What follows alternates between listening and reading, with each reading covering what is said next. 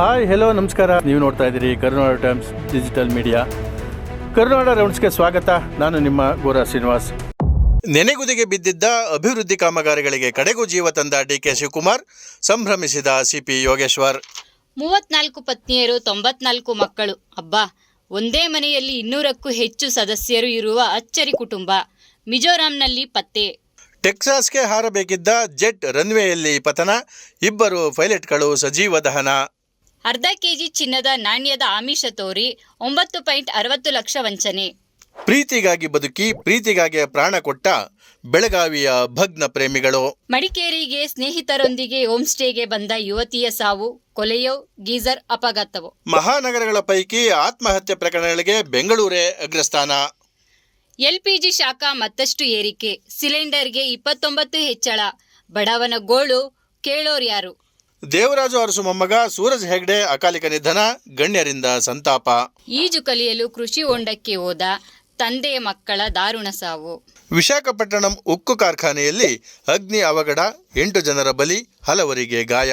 5 ತಿಂಗಳು ಮೈದಾನದಿಂದ ದೂರ ಇದ್ದ ಆಟಗಾರನಿಗೆ ಟೀಂ ಇಂಡಿಯಾದಲ್ಲಿ ಅವಕಾಶ. ಆಯ್ಕೆ ಸಮಿತಿಯ ನಿರ್ಧಾರಕ್ಕೆ ಮಾಜಿ ಕ್ರಿಕೆಟರ್ ಆಕ್ಷೇಪ. ಸಂಪ್ನಲ್ಲಿ ಮುಳುಗಿ 18 ತಿಂಗಳ ಕಂದಮ್ಮನ ಸಾವು. ಶವಾಗಾರದ ಬಳಿ ಮಗುವಿನ ದೇಹವನ್ನು ಉಪ್ಪಿನೊಳಗೆ ಇರಿಸಿ ಕಿವಿಯ ಬಳಿ ಮೊಬೈಲ್ನಲ್ಲಿ ಕುರಾನ್ ಪಠಣ. ಇದು ಮಮತೆಯೋ ಮೌಢ್ಯವೋ? ನಾಳೆಯಿಂದ ಖಾಸಗಿ ಬಸ್ ಪ್ರಯಾಣ ದುಬಾರಿ. ಡೀಸೆಲ್ ದರ ಏರಿಕೆ, ಹೊರೆಯ ಪ್ರಭಾವ ಪ್ರಯಾಣಿಕರಿಗೆ ಬರೆ. ಒಮಾನ್ ಕರಾವಳಿ ಬಳಿ ತೈಲ ಟ್ಯಾಂಕರ್ಗೆ ಬೆಂಕಿ, ಕಾರವಾರದಿಂದ ಹೊರಟ ಹಡಗಿನಲ್ಲಿ ಇದ್ದ 24 ಭಾರತೀಯರು ಸುರಕ್ಷಿತ. ಬೆಂಗಳೂರು ಜಿಕೆವಿಕೆಯಲ್ಲಿ ಭೀಕರ ದುರಂತ. ಹಲಸಿನ ಹಣ್ಣಿನ ಆಸೆಗೆ ಮರ ಹತ್ತಿದ್ದ ರಾಷ್ಟ್ರಪತಿ ಪ್ರಶಸ್ತಿ ವಿಜೇತ ಕೃಷಿ ವಿದ್ಯಾರ್ಥಿ ಆಕಾಶ್ ದುರ್ಮರಣ. ಕಾಸರಗೋಡಿನಲ್ಲಿ ಅತ್ಯಧಿಕ ಮಳೆ ತಂದ ಸಂಕಷ್ಟ, ರೆಡ್ ಅಲರ್ಟ್ ಘೋಷಣೆ, ಶಾಲಾ ಕಾಲೇಜುಗಳಿಗೆ ರಜೆ, ಪ್ರವಾಸಿಗರಿಗೆ ತಾತ್ಕಾಲಿಕ ತಡೆ. ಬಿಟ್ ಕಾಯಿನ್ ಕೇಸಲ್ಲಿ ನಳಪಾಡ್, ಹ್ಯಾಕರ್ ಶ್ರೀಕಿ ಜೊತೆಗೆ ಸಂಪರ್ಕ ಆರೋಪ, ಎಸ್ಐಟಿಯಿಂದ ಚಾರ್ಜ್ ಶೀಟ್. ಸಿಎಂಗೆ ಮುಖ್ಯ ಸಲಹೆಗಾರರಾಗಿ ಸುನಿಲ್ ಕನುಗೋಳು ನೇಮಕ. ಪತ್ರಿಕೆಯಲ್ಲಿ ಬಿಸಿ ತಿಂಡಿ ತಿನ್ನುತ್ತೀರಾ?